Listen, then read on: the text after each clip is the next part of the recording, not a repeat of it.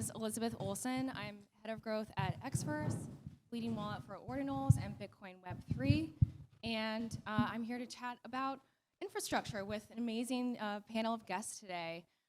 So if we travel back in time to earlier this year, if you remember, we basically didn't have infrastructure. It was virtually non-existent.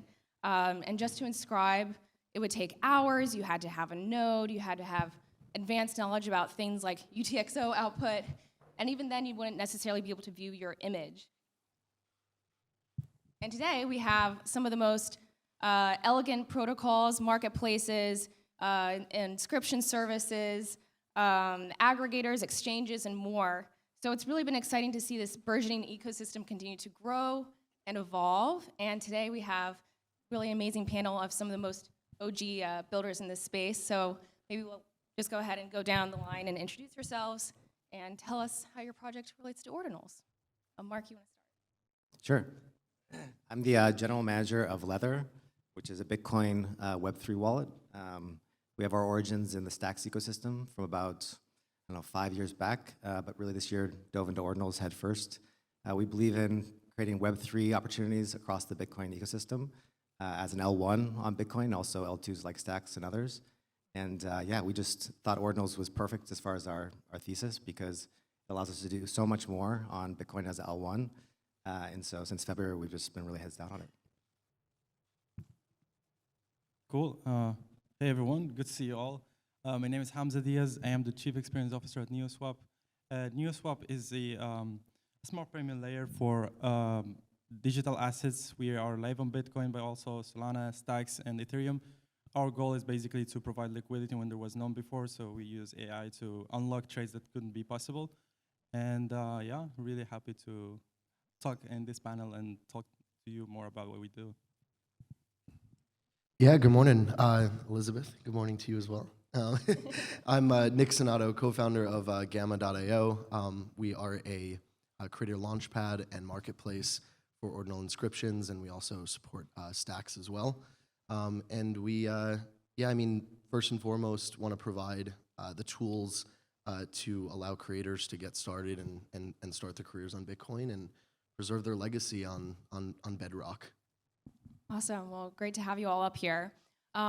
So you guys were all really trailblazers when Ordinals came out earlier this year, and I'd just love to know, what inspired you to jump in on that? I mean, obviously that was a risk for all of us, really, with our roadmaps. We had to adjust. We had to be nimble, and would love to hear, maybe Nick, you can start why Gamma, initially focusing on Bitcoin layer 2 NFTs. What made you decide to go, on chain and focus on inscriptions? Yeah, I think it's as Mark and Hamza kind of suggested as well. As builders in first the Stacks ecosystem, we sort of had this thesis that there would be a future of programmability and digital assets on Bitcoin, and it wasn't clear exactly the way that would happen. And I think L2s like Stacks are certainly one way that can happen. But I think that when sort of the Ordinals protocol came about, it was such an obvious way to be even closer to Bitcoin L1, and that's of course always the goal, is to be as close to Bitcoin as you can possibly be. And so to be able to transact in native Bitcoin, to be able to actually take this work and store it directly on L1, that was just like immediately something that we were looking to do. There was actually a working group for about 6 months before the Ordinals protocol really began to take off, where the goal was, how can we create non-fungible assets on L1? And when Ordinals came around, it was like the obvious solution to that. And we were hacking away at much more complicated solutions, and this was like, this is the one. And so we got started quite early. We had some test inscriptions up around inscription 600. And then, as you mentioned, it was pretty challenging to get full node synced up, which, by the way, everyone should still do. But if you're just getting started and or you want to do something on the go, it's great to not to have to do that and sync ord and all that is involved there. So then we were I think the first really automated inscription service that, you know, we were just charging like $5. Before that, I think it was like $500 per inscription or something like that, and you know, tried to really scale that up, and yeah, and it's been great ever since. Yeah, Hamza would love to hear. Yeah, sure. Neoswap. So, thank you. Yeah, for us, so we also saw the wave, and back then we all were building on stacks like Gamma, Leather, and Expert. So we were very like aware of how stacks works. It uses Bitcoin as a settlement layer, so we had like expertise in really believing in Bitcoin as a tech that could basically really leverage the digital assets. So when we saw Ordinals basically emerging back then, we wanted to ride the wave and explore how we could like provide solutions to especially collections and artists. The way Neoswap really helped then was providing smart auctions. Smart auctions basically are smart because it helps users bid on anything without worrying about spending. So you could actually bid on as many items as you want. You set the limit, you set how many BTC you want to really spend. And this has helped lots of collections back then. We are still having smart auctions up on demand right now. We are doing a few with BTC machines and other collections. Also, looking at the environment back then, especially on the Stacks ecosystem where everyone's building and delivering, that has been quite exciting because we've been looking at especially our partners and Gamma, here, Leather and Experts. They were like everyone delivering at excellence and switching the roadmaps. So yeah, we all wanted to take part on that historical moment and yeah, show that we could actually, you know, deliver in a short period of time and make sure our users are happy as well. Yeah, I'd just say historically, I think lots of folks who are working on sort of L2s started on Bitcoin as an L1, like go back years, and found there's just so many limitations, and culturally you just couldn't do so many things on Bitcoin. So we're sort of forced to go to other sort of sidechain sort of solutions and explore that space and say, okay, let's work from there back to Bitcoin and connect the pieces sort of from that direction. But when Ordinals happened, it was like, oh wait, there's an opportunity again. So let's go back there so we can start to connect it from both sides. Because I think, yeah, this going back years now, not just months, the whole idea is to build Web3 on Bitcoin itself. And so that's the most important thing. And ancillary technologies are just supposed to be helpful for that. They're not supposed to be the focus. I love that, and I think all of us can relate in that we're also passionate about Bitcoin, and when we hear something that's directly on chain at the layer one, there's nothing more exciting.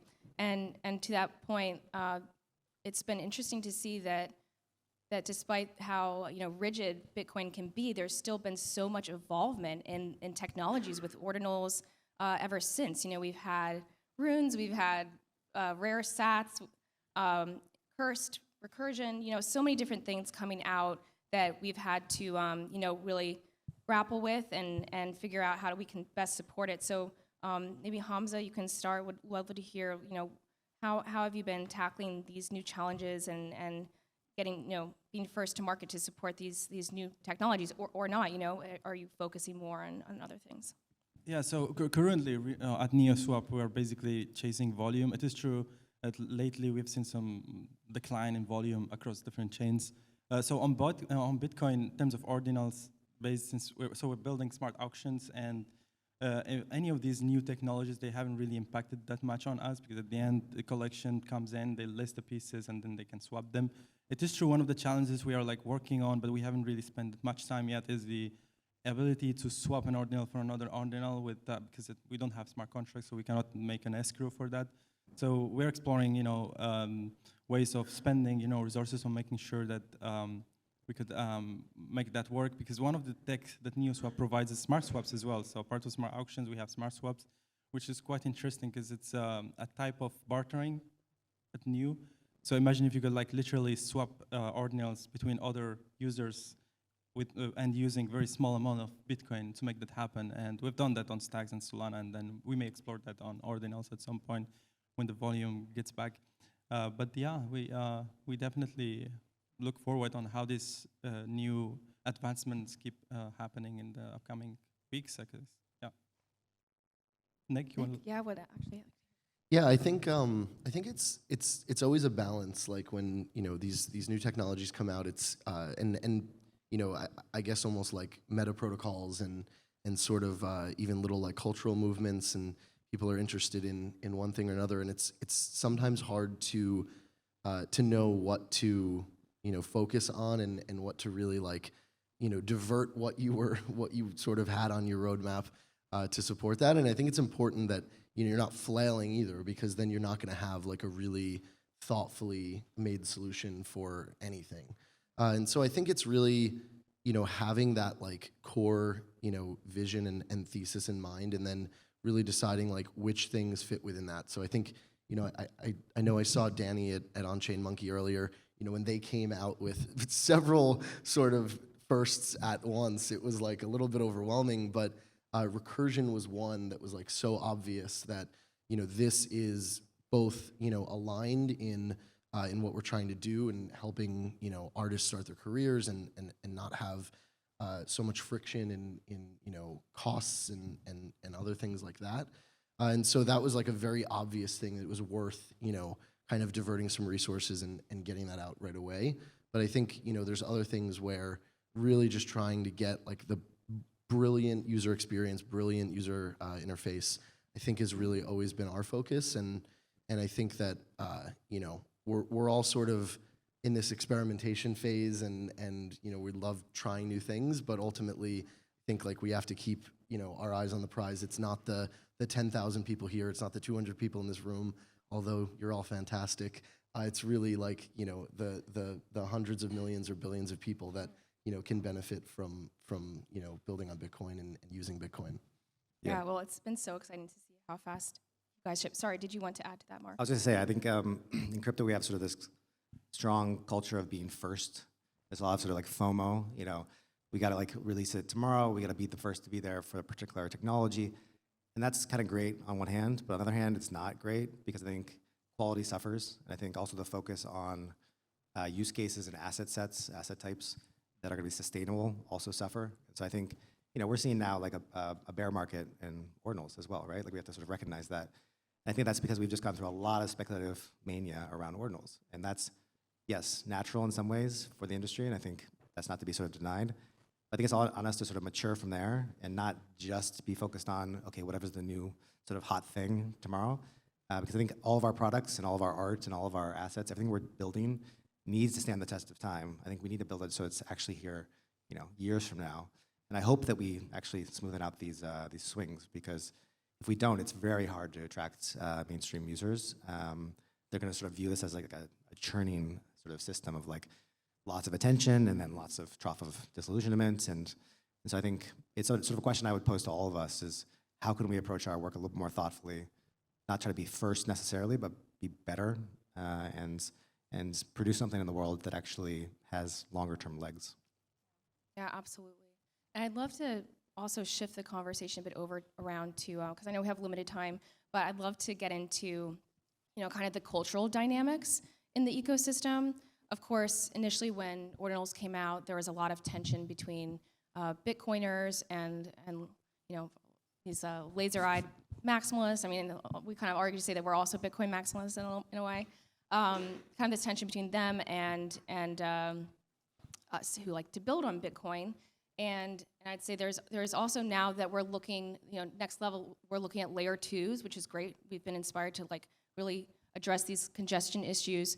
Mark, I'd love to hear from you as well. Like, initially, Hero Now Leather was a Stacks wallet, and I think even still there's a lot of question around the legitimacy behind all these different like layer 2s that are existing, and so would love to hear from you. What was you've gone through this rebrand as well. How have you been tackling these cultural dynamics within the community around Ordinals and around from supporting Stacks and then really also focusing on Yeah. Bitcoin? Well, it's a balance. I think, historically, of course, we invested almost exclusively in Stacks. This year, a lot on Bitcoin, Ordinals. Our focus, of course, we have to shift between them. So there's a question of how do we balance that work, of course, and how do we make sure that those things complement each other. But again, with a focus on, I think, Bitcoin, Ordinals, what happens on the L1 as first, and then Stacks. Okay, if you can't do it on L1, how do we do it on L2? So it's mainly just a matter of resourcing and focus, I think, for us.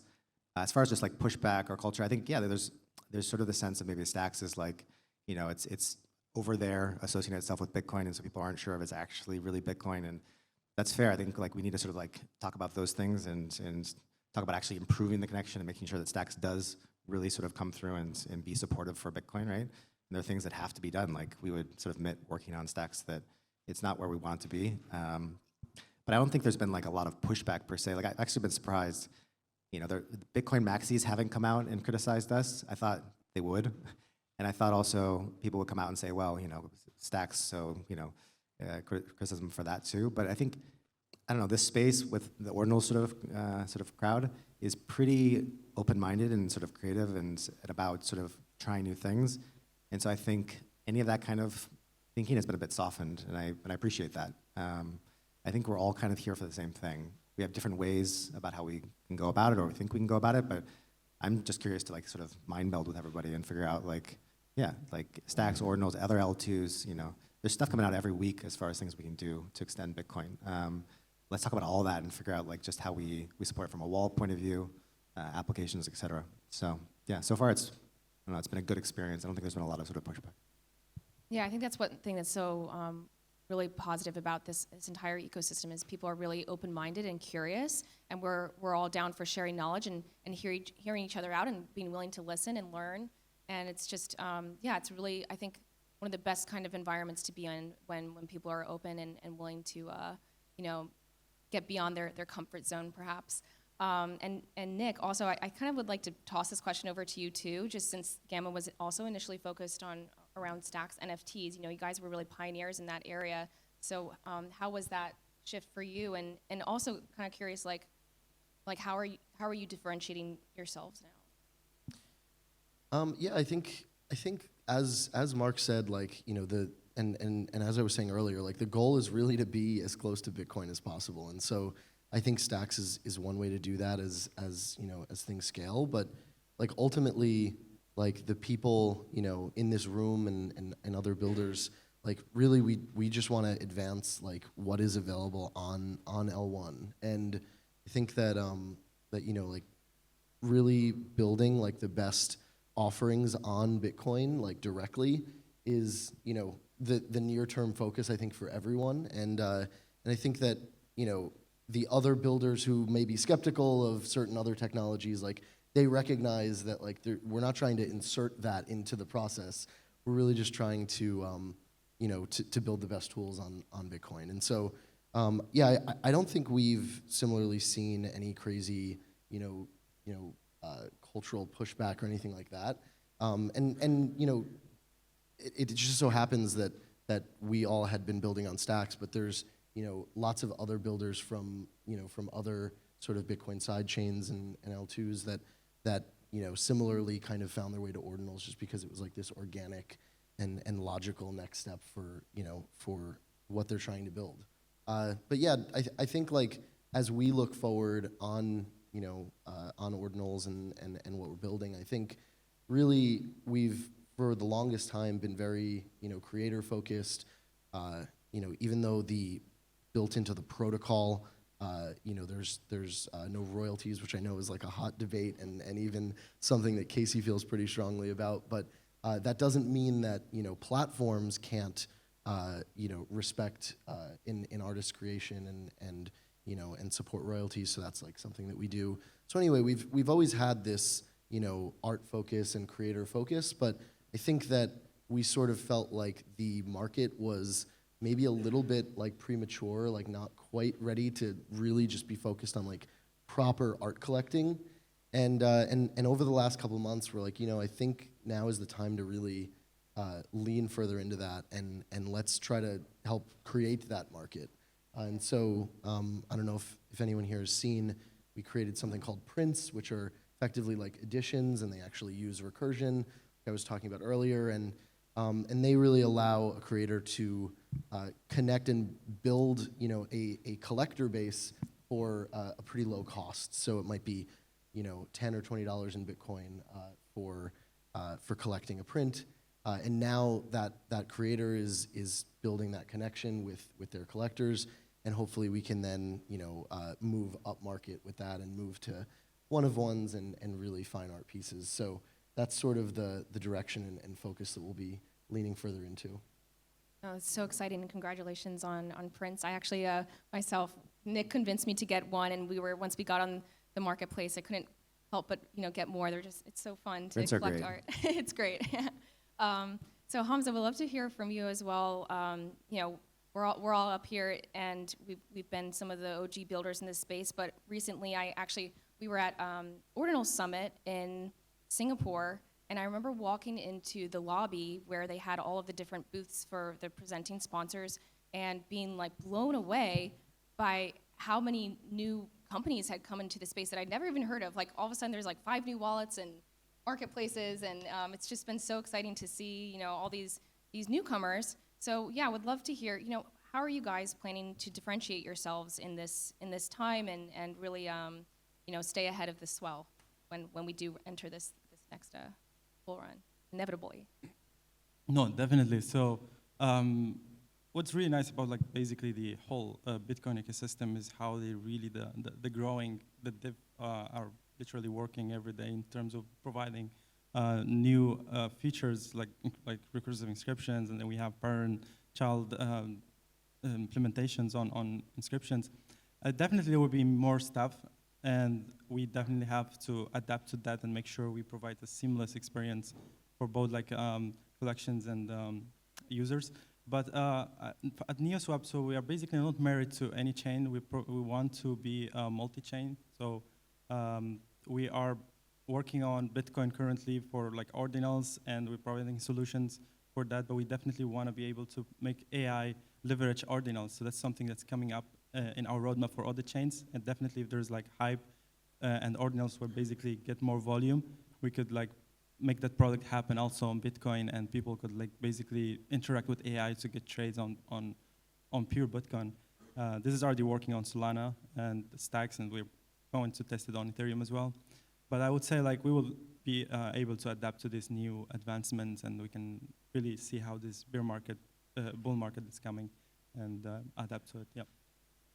Nick, did you want to that as well? Like, how are you planning to, differentiate Gamma from these other marketplaces that are out? Yeah, like I said, this kind of art direction is always something that we've been interested in, and I think that's kind of what we'll be focusing on for the near future. Really trying to create like a brilliant and beautiful fine art collecting experience on Bitcoin. I think that's one of the beautiful things about Ordinals, like that are quite unique from other NFTs. And I don't need to educate any of you all, but just this idea that you're actually taking this image data or whatever it might be and inscribing it directly on chain, like that's just not something that most NFTs on other chains are doing. And so, you might try to use like a decentralized file storage network like an IPFS, and it's a great attempt, but ultimately,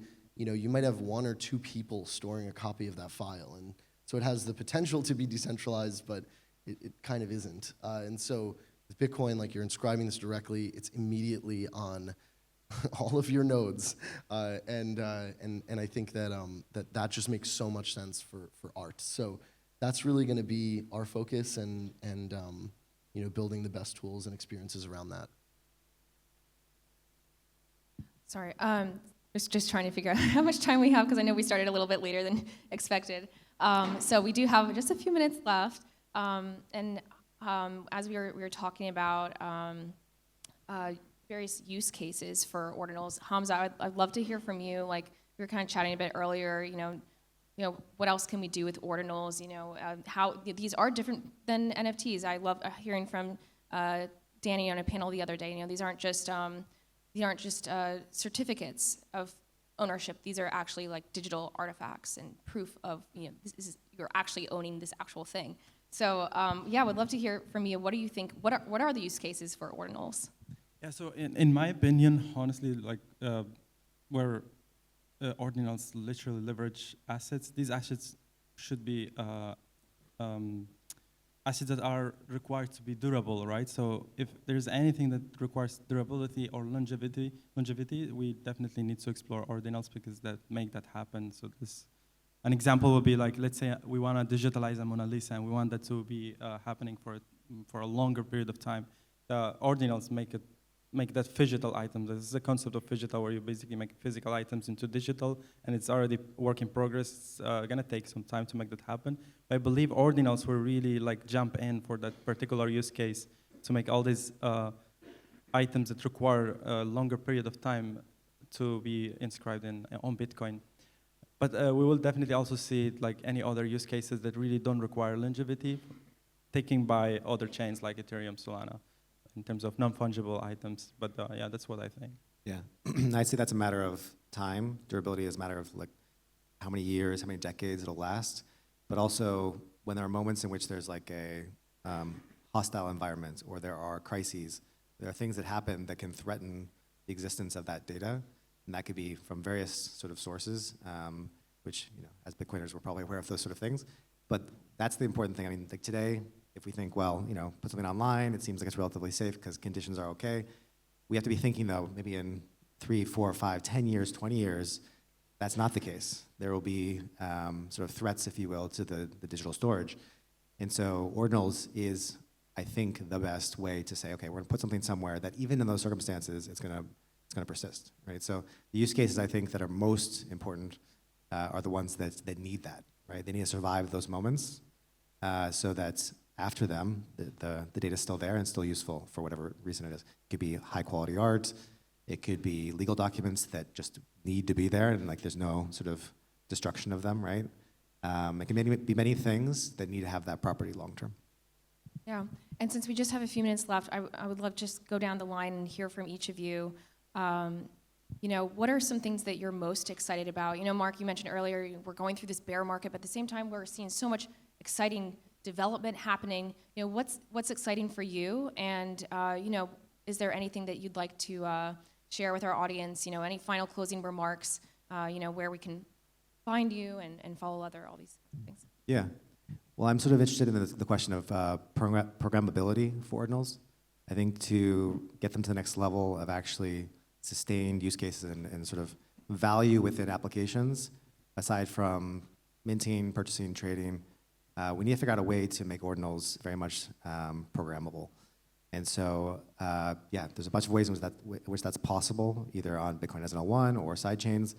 I don't have sort of a clear opinion as to, okay, it has to be this way or that way. I think we, again, as a community, need to sort of talk about this because I think to level up what we're doing with Ordinals and again, mature it, we have to make them programmable and kind of move away from the situation we have now where we're very reliant on indexers that are centralized, I mean, and fragile. So we have sort of a bit of a sort of temporary solution with them to kind of, okay, we make sense of BRC20 in a certain way for our applications and our wallets, but we need to bring some sort of on-chain programmability to Ordinals, and that's going to unlock a lot of new use cases. Yeah, in my opinion, the thing I'm looking forward and it's more exciting is experience. I work on experience basically full time. Both experts, Leather, Ordinals, both are working on solutions to make these experiences as clean as possible, both for users and also developers. So I'm looking forward to see more improvements on that side, and we could onboard more developers like from Solana or other chains who could like build on Bitcoin and make it more easier. It is true, like the experience so far has been quite, you know, since the beginning of Ordinals with the Sparrow wallet and all the new discoveries that are happening in the ecosystem. It's not easy for everyone. But also I'm really interested in recursive inscriptions. I think there will be use cases that will make that very interesting, and this is a shout out to the guys from On-Chain Monkey. And being able to unlock the sizes of Ordinals and being able to create like games within Ordinals. And we'll see more use cases happening around that, and that will be quite interesting in my opinion. And yeah, really looking forward how we could also leverage AI with Ordinals and having the metadata more like consolidated. That will help us more train our models as well and make the trades possible and more liquidity for everyone who's collecting and trading Ordinals. Nick? Yeah, I would agree on the sort of technology front. Like, of course, I'm sort of like always interested in seeing like what is that next unlock that we're all looking for. But I think more than anything, just like really excited for, you know, making things that like normies can actually interact with. So I think that like, you know, it's easy to make like a here's a new technology, here's a new protocol, like let's get those first 500 like technologists and hacker devs and kind of degens who are willing to move to the ends of the earth to just get involved in something early. But the harder problem to solve is really like how to make it accessible, how to make onboarding a great experience, how to make things just like make sense to this is a very while the value proposition is quite simple, it's a very complicated space. It's very complicated technology. There are a lot of things that we take for granted, like even just knowing what a UTXO is. It's like so critical to the way that this whole protocol works, but like a normie is not going to understand that. And I'd argue like it's always good to educate, but like, do they even care? Will they even want to know that? And so just really like moving the needle on the normie front is probably what I'm most excited about. Yeah, no, definitely. I think we're all here about making the user experience more smooth. And just one thing on the side of Xverse, we are hosting a workshop later, and yeah, we really would love to find ways to better support builders. And we have some, we have an API out as well as an inscription service, and essentially, like I think we're all super excited about what's being built in the ecosystem because the more applications, the more use cases, the more ways we can attract users from all different ecosystems, Bitcoin and beyond, the better we'll be. So I think we can all be there to support each other in those ways. So yeah, thank you so much for coming up here, and yeah, looking forward to the next panel. Thank you, Elizabeth. Thank you.